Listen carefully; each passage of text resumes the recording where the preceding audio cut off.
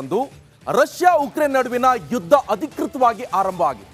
ಆದರೆ ಇದೇ ಯುದ್ಧದಲ್ಲಿ ಯಾರ ಪರ ಹಾಗೆ ವಿರೋಧ ನಿಲ್ಲದಿರುವಂತಹ ಪ್ರಧಾನಿ ಮೋದಿ ಕಾಂಗ್ರೆಸ್ ನಾಯಕರ ಟೀಕೆಗೆ ಗುರಿಯಾಗಿದೆ. ಆದರೆ ಇದೀಗ ಕೈ ನಾಯಕನೇ ನಮೋ ನಿರ್ಧಾರಕ್ಕೆ ಜೈ ಎಂದಿದ್ದಾರೆ. ಯಾರ ನಾಯಕ ಅದು? ಇವೇನು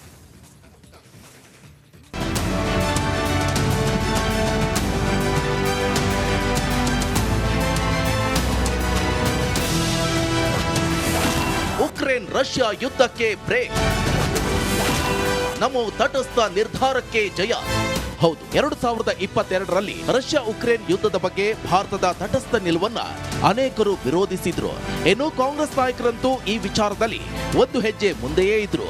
ಪಾರ್ಲಿಮೆಂಟ್ನಲ್ಲಿ ಮೋದಿ ನಿರ್ಧಾರವನ್ನು ವಿರೋಧಿಸಿದ ಕಾಂಗ್ರೆಸ್ ನಾಯಕ ಶಶಿ ತರೂರ್ ಸದ್ಯ ನಮೋ ತಟಸ್ಥ ನಿಲುವನ್ನ ಮುಕ್ತ ಕಂಠದಿಂದ ಒಪ್ಪಿಕೊಂಡಿದ್ದಾರೆ. One person in the parliamentary debate who actually criticized the Indian position at the time, back in February 22, on the well-worn grounds that Espen will understand, because he and I talked about all this in my UN days, that there was a violation of the UN Charter, that there had been a violation of the principle of the inviolability of borders, of the sovereignty of a member state, namely Ukraine, and we had always stood for the inadmissibility of the use of force to settle international disputes, and all of those principles, I said, had been violated by one party, and we should have condemned it. ಇನ್ನು ಶಶಿ ತರೂರ್ ಹೇಳಿಕೆ ಕುರಿತು ಮಾತನಾಡಿದ BJP ಸಂಸದ ರವಿಶಂಕರ್ ತಟಸ್ಥ ನಿರ್ಧಾರ ದೇಶದ ಹಿತಕ್ಕಾಗಿಯೇ ತೆಗೆದುಕೊಂಡಿದ್ದಾರೆ ಎಂದರು. कि पूर्व में जो उन्होंने यूक्रेन के युद्ध के संबंध में जो बातें कही थी, वो उनको लगा कि वो ठीक नहीं था. भारत सरकार की नीति ठीक थी, उचित थी. देर आए दुरुस्त आए, अच्छी बात है. आज विदेश नीति में नरेंद्र मोदी की सरकार और उनके द्वारा स्वयं के लिए गए जो भी निर्णय होते हैं वो भारत के हित में होते हैं. ಇತ್ತ ಕಾಂಗ್ರೆಸ್ ನಾಯಕ ಶಶಿ ತರೂರ್ ಒಪ್ಪಿಕೊಂಡಂತೆ ಮೋದಿ ನಿರ್ಧಾರವನ್ನ ಕಾಂಗ್ರೆಸ್ನ ಬೇರೆ ನಾಯಕರು ಕೂಡ ಒಪ್ಪಿಕೊಂಡ್ರೆ ಒಳ್ಳೆಯದು ಎಂದರು. जैसे शशि थरूर ने स्वीकारा है वैसे ही कांग्रेस पार्टी के बाकी नेता स्वीकारेंगे तो अच्छी. ಸದ್ಯ ಶಶಿ ತರೂರ್ ಈ ಹೇಳಿಕೆ ರಾಹುಲ್ ಗಾಂಧಿಯವರ ಕಣ್ಣು ಕೆಂಪಾಗಿಸುವ ಸಾಧ್ಯತೆ ಕೂಡ ಇದೆ.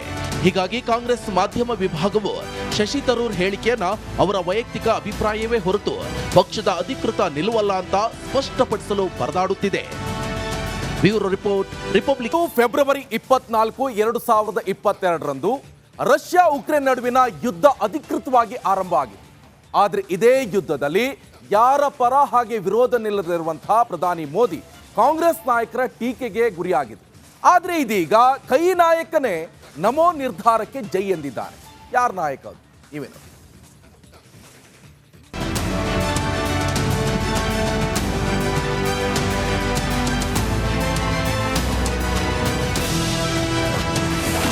ಉಕ್ರೇನ್ ರಷ್ಯಾ ಯುದ್ಧಕ್ಕೆ ಬ್ರೇಕ್, ನಮೋ ತಟಸ್ಥ ನಿರ್ಧಾರಕ್ಕೆ ಜಯ.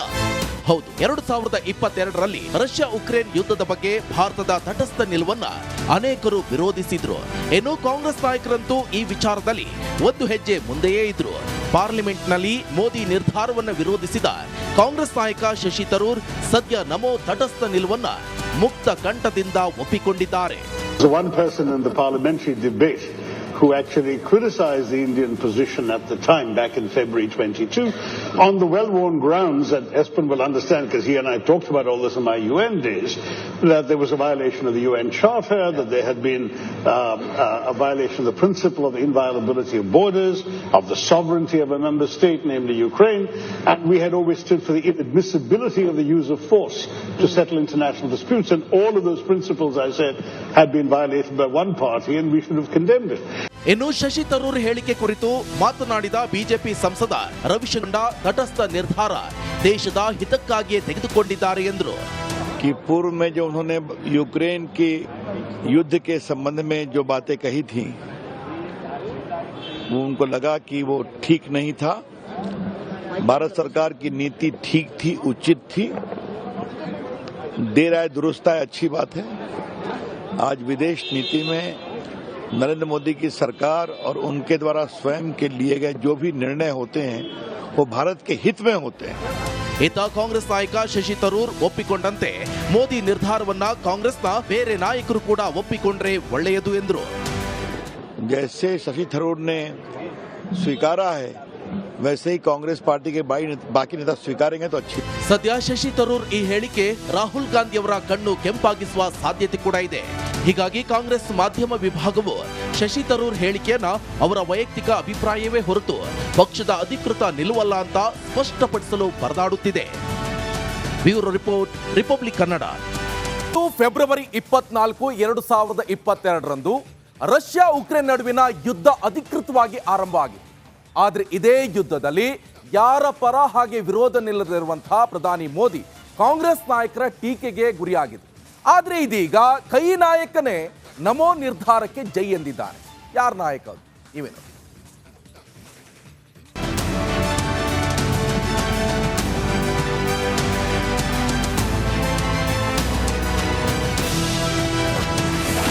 ಉಕ್ರೇನ್ ರಷ್ಯಾ ಯುದ್ಧಕ್ಕೆ ಬ್ರೇಕ್, ನಮೋ ತಟಸ್ಥ ನಿರ್ಧಾರಕ್ಕೆ ಜಯ.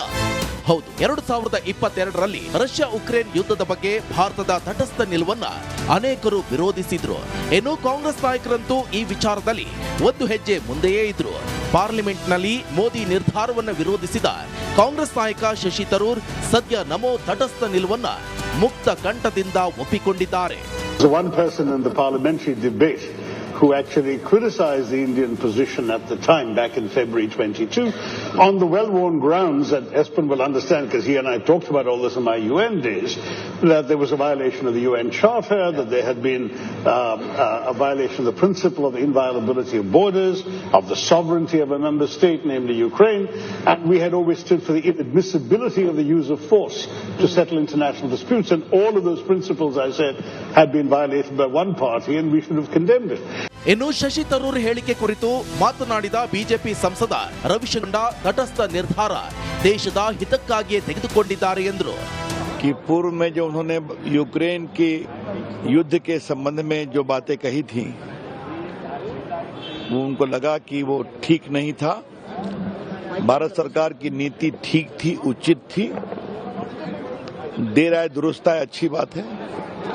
आज विदेश नीति में नरेंद्र मोदी की सरकार और उनके द्वारा स्वयं के लिए गए जो भी निर्णय होते हैं वो भारत के हित में होते हैं. ಈತ ಕಾಂಗ್ರೆಸ್ ನಾಯಕ ಶಶಿ ತರೂರ್ ಒಪ್ಪಿಕೊಂಡಂತೆ ಮೋದಿ ನಿರ್ಧಾರವನ್ನ ಕಾಂಗ್ರೆಸ್ನ ಬೇರೆ ನಾಯಕರು ಕೂಡ ಒಪ್ಪಿಕೊಂಡ್ರೆ ಒಳ್ಳೆಯದು ಎಂದರು. जैसे शशि थरूर ने स्वीकारा है, वैसे ही कांग्रेस पार्टी के बाकी नेता स्वीकारेंगे तो अच्छी. ಸದ್ಯ ಶಶಿ ತರೂರ್ ಈ ಹೇಳಿಕೆ ರಾಹುಲ್ ಗಾಂಧಿಯವರ ಕಣ್ಣು ಕೆಂಪಾಗಿಸುವ ಸಾಧ್ಯತೆ ಕೂಡ ಇದೆ. ಹೀಗಾಗಿ ಕಾಂಗ್ರೆಸ್ ಮಾಧ್ಯಮ ವಿಭಾಗವು ಶಶಿ ತರೂರ್ ಹೇಳಿಕೆಯನ್ನ ಅವರ ವೈಯಕ್ತಿಕ ಅಭಿಪ್ರಾಯವೇ ಹೊರತು ಪಕ್ಷದ ಅಧಿಕೃತ ನಿಲುವಲ್ಲ ಅಂತ ಸ್ಪಷ್ಟಪಡಿಸಲು ಪರದಾಡುತ್ತಿದೆ. Bureau report, republic Kannada. February 24, 2022ರಂದು ರಷ್ಯಾ ಉಕ್ರೇನ್ ನಡುವಿನ ಯುದ್ಧ ಅಧಿಕೃತವಾಗಿ ಆರಂಭ ಆಗಿದೆ. ಆದರೆ ಇದೇ ಯುದ್ಧದಲ್ಲಿ ಯಾರ ಪರ ಹಾಗೆ ವಿರೋಧ ನಿಲ್ಲದಿರುವಂತಹ ಪ್ರಧಾನಿ ಮೋದಿ ಕಾಂಗ್ರೆಸ್ ನಾಯಕರ ಟೀಕೆಗೆ ಗುರಿಯಾಗಿದೆ. ಆದರೆ ಇದೀಗ ಕೈ ನಾಯಕನೇ ನಮೋ ನಿರ್ಧಾರಕ್ಕೆ ಜೈ ಎಂದಿದ್ದಾನೆ. ಯಾರ ನಾಯಕ ಅದು? ಇವೇನು?